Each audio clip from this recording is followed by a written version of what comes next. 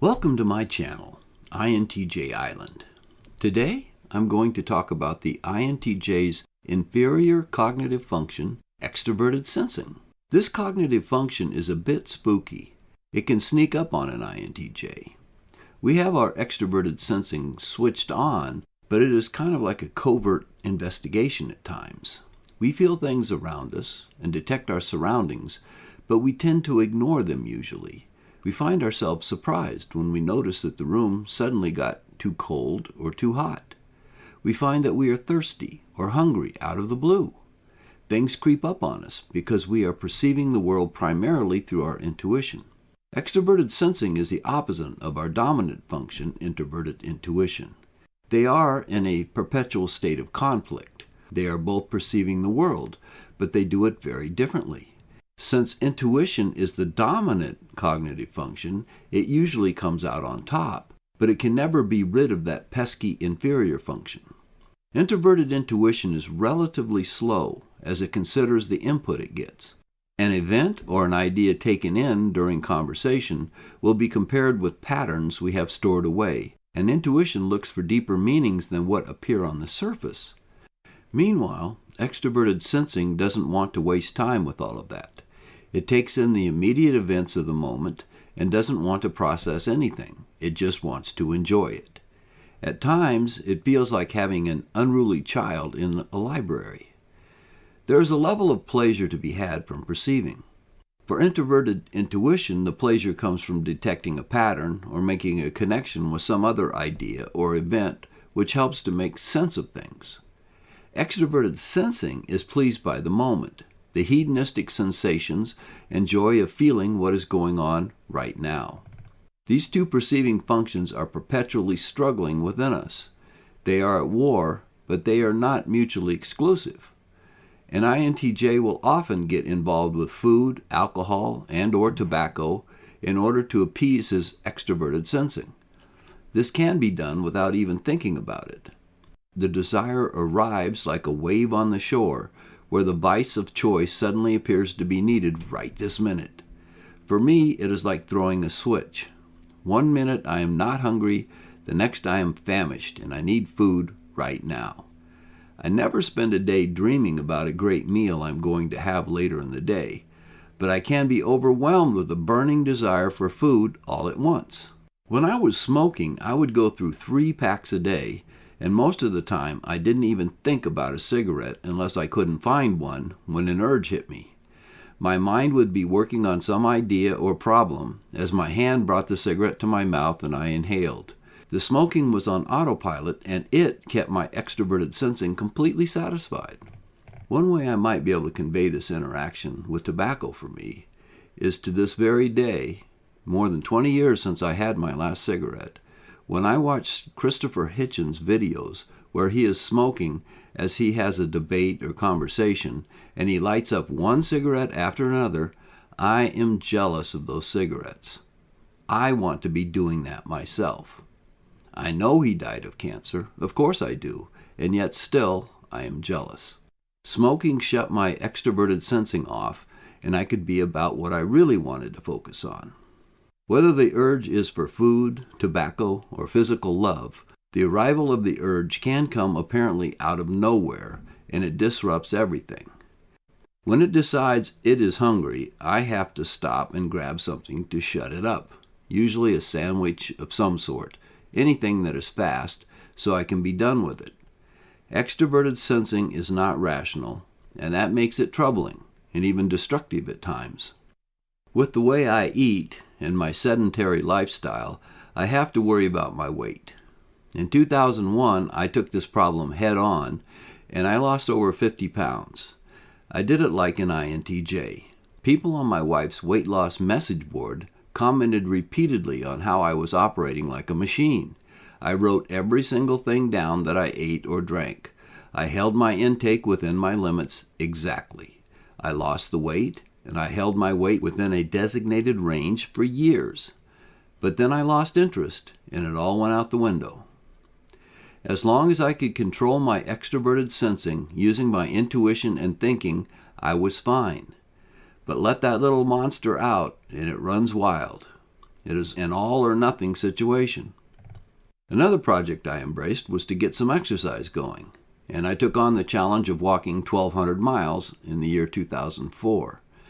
The highlight of that project was when my mother, who was 73 years old at the time, walked the last 3 miles with me to my goal.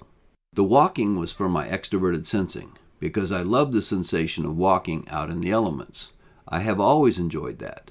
But the numbers and timing my walks was all handled by my intuition thinking side of my brain. When I quit smoking, I had to find a way to get my extroverted sensing into a pen and completely out of the way for a while. It was the hardest thing I have ever done.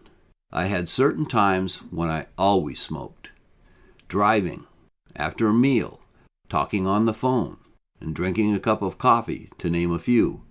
If I had tried to quit without dealing with these psychological connections, I would have certainly failed. So I stopped smoking, but only during these triggering events. It was hard, but I knew I could have a cigarette right after I hung up the phone, or after my cup of coffee was done. I could pull to the side of the road and get out of the car and smoke all I wanted, but I couldn't smoke at all in the car. Finally, I had it down to where I couldn't smoke in the house or in the car or until an hour after my meals. Only then was I ready to quit smoking. It still was a very steep uphill battle, but it could finally be done. To show the strength of the psychological triggers, I had been a year without a cigarette. They say you don't actually quit smoking until you stop thinking about quitting smoking. I had reached that point and had been there for months. I didn't want a cigarette, and I went through my days easily without smoking. But we went in to buy a car. The last time I had to deal with one of those salesmen, I had been smoking like a chimney, and suddenly I found that was a live trigger that was still inside me. I wanted a cigarette so badly I could hardly stand it. It just fell out of the sky. I was shocked, but I fought it off, and it finally went away. But it was a reminder of how powerful that addiction had been. I enjoy going to batting cages, and that is a mindless enjoyment of matching my bat against the speed of the machine tossing the balls. Oh, I just took 200 swings on a 70-mile-an-hour fastball cage. I'm tired.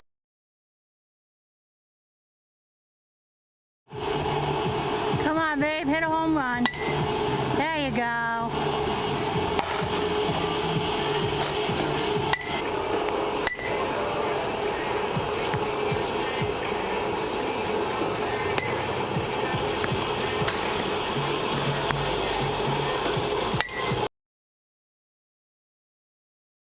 Ping pong or table tennis and racquetball are also heavily dependent upon my extroverted sensing. During my days, I give an unthinking nod to my extroverted sensing by having a cup of coffee and a tall glass of water beside me. I don't usually notice them until they need to be refilled. How they got empty, I don't remember most of the time. I dress comfortably, I keep my room at a nice temperature, so I don't have to think about it, and I keep my surroundings quiet. An area where I see my extroverted sensing at work is when I drop something. Usually when I do drop something, it is because I am operating on autopilot and working on some mindless thing with my hands as I'm thinking about something else. Often I had to interrupt what I was doing with my mind in order to do this mindless thing, and my mind wouldn't turn loose of what it had been working on. But when my sensing detects that something is either about to fall or is actually falling, it takes over. I know instinctively if the object can be stopped from falling, and I act to do so. If it is beyond stopping the fall, I quickly catch the object if it is within reach. If that is impossible, I see if the object is going to damage something, like my foot. I am very quick at moving my foot out of the way. I very seldom hit my foot with an object that is heading for it. However, it is possible that the falling object is fragile and light enough to be safely slowed by my foot. I have used my foot to catch or deflect many objects before they hit the floor and keep them from shattering. Extroverted sensing can be very fast, and in emergencies it can be a wonderful help.